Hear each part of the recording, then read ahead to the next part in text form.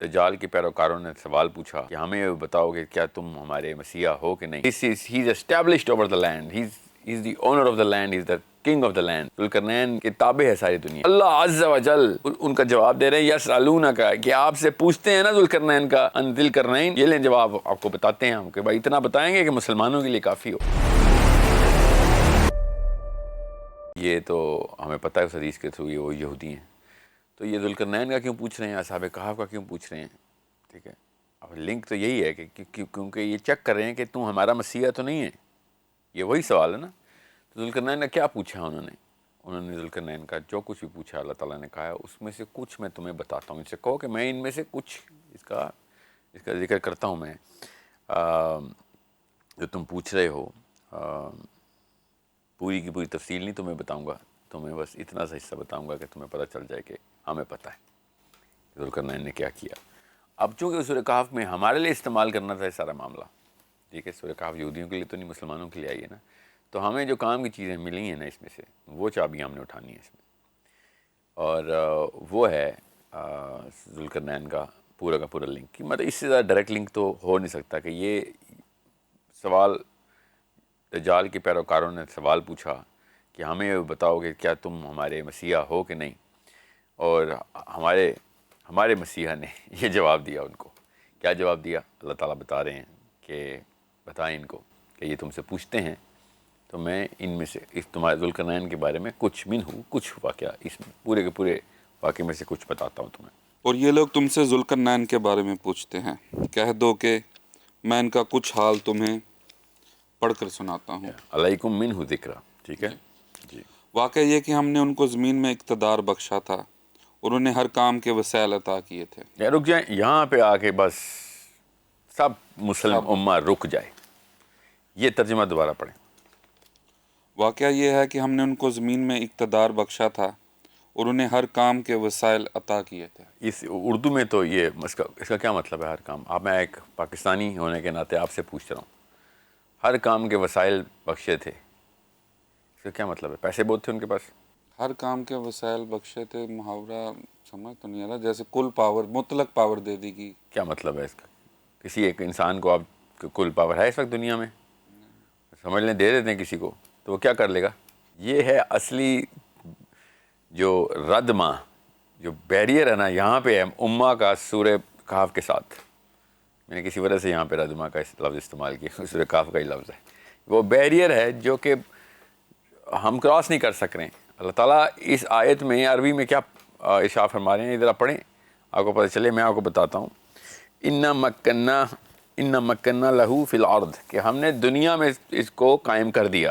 He is established over the land. He's the owner of the land. He's the king of the land. Zulqarnain کے تابع ہے ساری دنیا. یہاں پہ آیت کا یہ والا حصہ پورا مکمل ہو چکا ہے. اب جو کچھ ارض میں ہے وہ اب قائم کر دیا گیا ذوالقرنین کے لیے. ٹھیک ہے, آگے آیت کچھ اور کہہ رہی ہے. اب ارض کی بات نہیں ہو رہی, آگے اللہ تعالیٰ آیت میں کچھ اور ارشاد فرما رہے ہیں کہ وَآتَيْنَهُ مِن كُلِّ شَيْءٍ سَبَبًا, اور یہ تو دے دیا دنیا میں جو کچھ تھا وہ تو دے دیا, اور ہم نے اس کو کیا دیا وہ اللہ تعالیٰ بتا رہے ہیں کہ اور ہم نے اس کو سبب عطا کیا. ٹھیک ہے, اب سبب کیا ہے؟ وسائل. سمجھ لیں آپ نے جو جن بھی شیخ کا ترجمہ آپ نے رکھا ہوا ہے اپنے پاس, مجھے مودودی صاحب کا ہے, مولانا تقی عثمانی صاحب کا ہے. تقی عثمانی صاحب نے یہاں پہ جو عربی کا لفظ ہے نا کہ من کل شیء سببا, اس کا ترجمہ انہوں نے کیا کیا انہوں نے کیا آپ نے کیا پڑھا؟ نہیں وہ جملہ پورا کیا ہے؟ اور انہیں ہر کام کے وسائل عطا اور ہر کام کے وسائل عطا کیے. من کل شیء سببا, ہر کام کے وسائل عطا کیے. تقی عثمانی صاحب کہہ رہے ہیں من کل شیء سببا کا مطلب ہے ہر کام کے وسائل عطا کیے. اردو میں اس جملے کا مطلب ہم سب کو آتا ہے. اگلی آیت کیا ہے؟ اگلی آیت کیا ہے؟ اور ایک راستے کے پیچھے چل پڑے. جی, اور ایک راستے کے پیچھے چل پڑے. آپ غور سے سمجھیں عربی میں من کل شیء سببا, ہر کام کے وسائل عطا کر دیے. اور جب اللہ تعالیٰ اگلی آیت میں کہہ رہے ہیں فَأَتْبَعَ سَبَبًا, تو کیا تقی عثمانی صاحب کہہ رہے ہیں؟ اور وہ ایک راستے کے پیچھے اوپر وسائل سببا وسائل اور نیچے راستہ ہو گیا. یہ تو معاملہ ہمیں سلجھانا پڑے گا. جب اللہ تعالیٰ کہہ رہے ہیں من کل شیء سببا، ہر چیز کے راستے دے دیے، تب کہیں جا کے اگلی آیت فاتبع سببا کے اوپر راستہ پورا ہوگا. کیونکہ یہ آیت تیسری دفعہ سبب اللہ تعالیٰ پھر آئے ثم اتبع سببا، اللہ تعالیٰ پھر بتائیں گے، کیونکہ وہ ایک راستے پہ نہیں گیا. وہ ابھی جہاں پہ گیا اس راستے سے ہوتا ہوا جس جگہ پہنچے گا اللہ تعالیٰ نے بتایا ہے، اور پھر وہ ایک اور راستے پہ الٹی طرف چلے گا، اس راستے کے بالکل الٹی طرف، وہ اللہ تعالیٰ پھر بتائیں گے. ابھی ارشاد فرمائیں گے ثم اتبع سببا. اب وسائل کہاں سے آ گیا سببا؟ یہ ہے ایک مسئلہ جو کہ میں کب سے سالو کروانے کی کوشش کر رہا ہوں مسلمان اسکالرشپ کا، کہ یہ والا لفظ کیوں یہاں پہ وسائل کے معنی میں لیا جا رہا ہے. عرب کے کسی اسکالر نے نہیں لیا ہوا. یہ بر صغیر کے تمام اسکالر یہاں پہ آ کے سببا کو وسائل عطا کر دیتے ہیں، حالانکہ نیچے خود قرآن بتا رہا ہے کہ راستے ہیں. وسائل پہ تو نہیں چل پڑا نا، وہ وسائل پہ تو نہیں چلتے ہم. تو یہاں پہ کیوں ہم نے یہ محاورہ استعمال کرنے کی کوشش، کیونکہ وہ والی سینس ہمارے پاس ابھی نہیں آئی، جو میں کب سے آپ کو التجائی القاب میں اپنے الفاظ کو چناؤ میں کسی بھی لیول پہ متکبرانہ نہیں کر رہا ہوں، نہ قطعیت کا کسی بھی قسم کا ایلیمنٹ میں نے استعمال کیا. عنصر صرف اور صرف التجائی ہے کہ خدارہ نبی علیہ السلام کی حدیث کو، خدارہ ان یہودیوں کے ان سوالوں کو سمجھیں کہ یہودی کس طریقے سے کس اپنے مسیح کی شناخت کرتے ہوئے نبی علیہ السلام کے اوپر سوال کریں، اور اللہ عز و جل ان کا جواب دے رہے ہیں یسألونک، کہ آپ سے پوچھتے ہیں نا ذوالقرنین کا ان ذی القرنین. یہ لیں جواب آپ کو بتاتے ہیں ہم، کہ بھائی اتنا بتائیں گے کہ مسلمانوں کے لیے کافی ہو کہ ہم نے اس کو مکناہ فی الارض، اس کو زمین کے اوپر ہم نے قائم کر دیا، ہم نے اس کو طاقت دے دی ہے پوری، تمام فی الارض جو کچھ زمین کے اوپر ہے سب پہ اسٹیبلش کر دیا. وَآتَيْنَاهُ مِن كُلِّ شَيْءٍ سَبَبًا، کہ اب اس کو وہ راستے، ہر چیز کی طرف جانے کے راستے دے دیے. اور پھر کیا ہوا؟ فَأَتْبَعَ سَبَبًا، وہ ایک راستے پہ چل پڑا. یہ آسان ترین وہ ہیں، مطلب بتا رہا ہوں، اللہ تعالیٰ صاف صاف بتا رہے ہیں، ہم صاف صاف مطلب نکال رہے ہیں. اب میں ایک تفصیل میں نہیں جا رہا ہوں، نہ یہ ٹاپک ہے، نہ سورہ کہف کی تفسیر اور تشریح کرنا میرا مقصد ہے. یہاں پہ اس وقت ہم اینڈ آف ٹائمز کے موقع کے اوپر بتا رہے ہیں کہ یہ اتنی بڑی چابی ہے جو سب سے بڑا تالا کھولتی ہے، اور ہم نے یہاں پہ وہ چابی خود توڑ دی ہوئی. یہ ہمیں سمجھنا پڑے گا کیا ہوا اگر وہ راستے پہ چلا. یہاں پہ تو اب سارے کی ساری امت متفق ہے. اب چونکہ یہ وہ راستہ ہے جو کہ چلایا ہے زمین کے اوپر ہی، کیونکہ اوپر فی الارض ہے، بیچ والا حصہ گڑمڑ ہو گیا ہوا ہے، تو اب نیچے فاتبہ سبا پہ زمین کے اوپر راستے نکالنے پڑ جائیں گے ہمیں.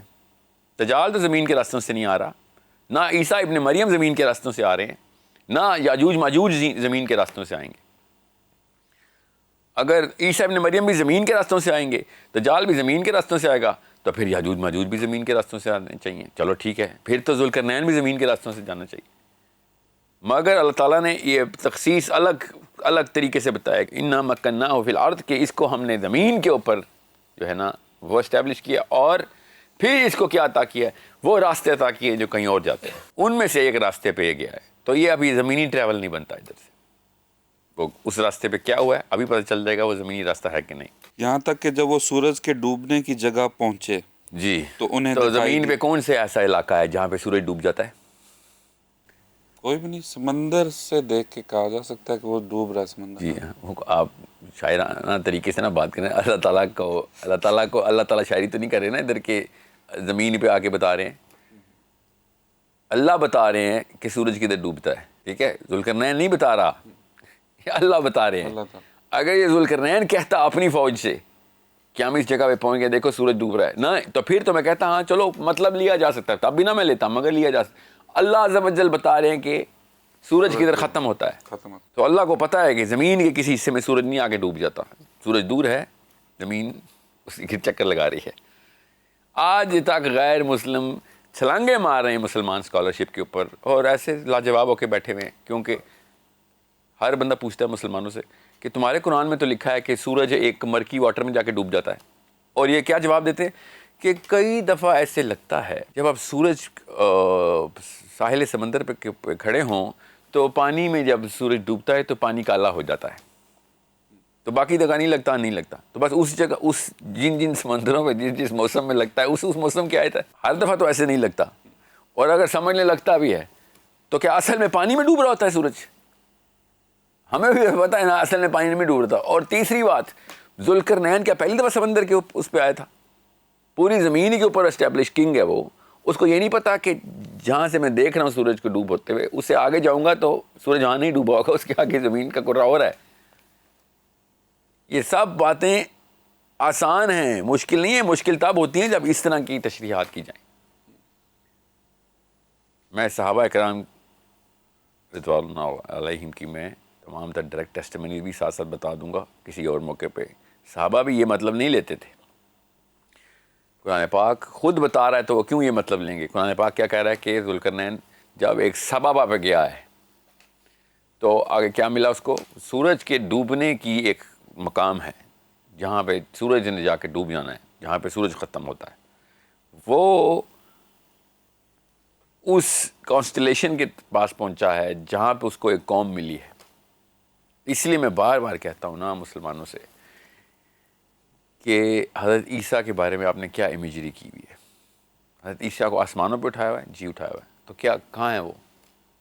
کسی نہ کسی جگہ پہ ہیں نا وہ. وَرَفَعْنَا مَكَانًا عَلِيًّا. کس کے بارے میں؟ سورہ مریم میں حضرت ادریس کے بارے میں کہ حضرت ادریس کو اوپر کے کسی مکان میں رکھا ہوا ہے ہم نے. ہواؤں بادلوں میں نہیں رکھا ہوا. اپنے اسی جسم مبارک کے ساتھ عیسیٰ ابن مریم زندہ ہیں، کسی اور جگہ پہ رہ رہے ہیں، وہاں سے واپس آئیں گے وہ. اور بالکل اسی طریقے سے یہ کیوں بتانا ضروری ہے کہ اور الگ الگ علاقے ہیں، الگ الگ سیارے ہیں، الگ الگ جگہ ہے. ارض صرف یہ پلانٹ ارتھ نہیں ہے، ارض تمام تر وہ کانسٹلیشن ہیں جہاں جہاں پہ اللہ تعالیٰ نے یہ، یہاں پہ کسی کے ذہن میں کنفیوژن آ رہی ہو کہ میں اپنی طرف سے کوئی نیا کانسیپٹ بنا لی صرف اس لیے کہ سببہ کا مطلب بنانا تھا. تو سورہ طلاق کی جو آخری آیت ہے نا، وہ اللہ تعالیٰ نے بتا دیا کہ خالی تمہاری زمین نہیں ہے ارض، اور بھی جگہوں پہ زمینیں، اور وہاں پہ بھی اللہ تعالیٰ کی اپنی وحی اتار رہی ہے، اور وہاں پہ بھی اپنے امر اللہ تعالیٰ اتار رہا ہے، وہاں پہ بھی نظام چل رہے ہیں. اس وجہ سے میں آپ کو بتا رہا ہوں قرآن خود گواہیاں دے رہا ہے. ابھی میں اور آپ کو بتاتا ہوں کہ اللہ تعالیٰ نے اسی صورت کے تھرو کیسے بتایا کہ ذوالقرنین اب کہیں اور جا چکا ہے. کدھر سے ہو کے گیا ہے وہ اسی طرح جس طرح مچھلی نے سرنگ بنائی تھی اس طرح کا کوئی سببہ بنتا ہے؟ کیا ہو سکتا ہے؟ ذوالقرنین کو تو تمام پتہ ہے نا کہاں کہاں پہ بحر ملتے ہیں، تو کہاں کہاں پہ کس کس پہاڑ میں کس کس جگہ کے اوپر کون کون سا معاملہ کرنا ہے. تو ابھی وہ بتائیں گے کن پہاڑوں پہ کیا معاملہ کرنا ہے. بہرحال ابھی ذوالقرنین ایک ایسے راستے پہ جا رہا ہے جہاں سے اس نے کسی ایک ایسے قوم پہ ملنا ہے جو اس جگہ کے قریب ہے جہاں پہ سورج نے اپنا سفر مکمل کر دینا ہے. کسی کو ابھی بھی کوئی شک رہتا ہو تو سورہ یاسین کے اندر اللہ تعالیٰ نے یہ پوری کی پوری ٹریجیکٹری بتائی ہوئی ہے کہ سورج اپنے راستے کے اوپر گامزن ہے کس جگہ تک جانے کے لیے جہاں پہ جا کے اس نے غروب اور ختم ہو جانا ہے. ٹھیک ہے، یہ اس علاقے کے پاس، اس جگہ کے پاس کچھ سیارے ہیں جہاں پہ اس کو ایک قوم ملی ہے.